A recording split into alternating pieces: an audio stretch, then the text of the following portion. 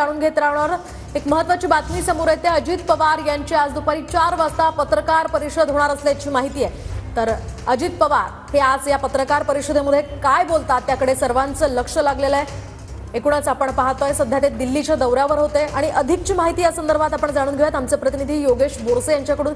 योगेश, काय सांगाल, पत्रकार परिषदेमध्ये अजित पवार काय बोलू शकतात, काय अधिकची माहिती आहे? अजित पवार आज पुणे दौऱ्यावरती आहेत आणि सकाळी 7 वाजल्यापासून अजित पवार हे पुण्यात वेगवेगळ्या विषयांसंदर्भातल्या बैठका घेत आहेत।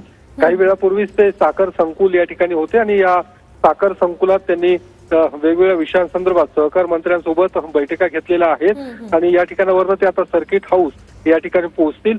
मात्र आज संध्याकाळी 4 वाजता अजित पवार हे पुण्यात सर्किट हाऊस या ठिकाणी पत्रकार परिषद घेणार आहेत।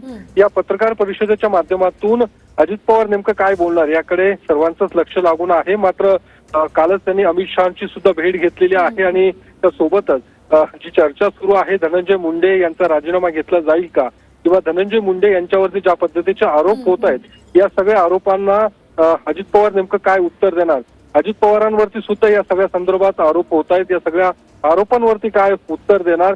त्यासोबतच काल जो काही दावा झालेला आहे तो अर्थातच शरद पवार गटाच्या खासदारांना काही प्रस्ताव अजित पवारांकडून देण्यात त्यामुळे आता अजित पवार नेमकं काय बोलतात त्याकडे लक्ष असेल। धन्यवाद तुम्ही दिलेल्या या सविस्तर माहितीसाठी।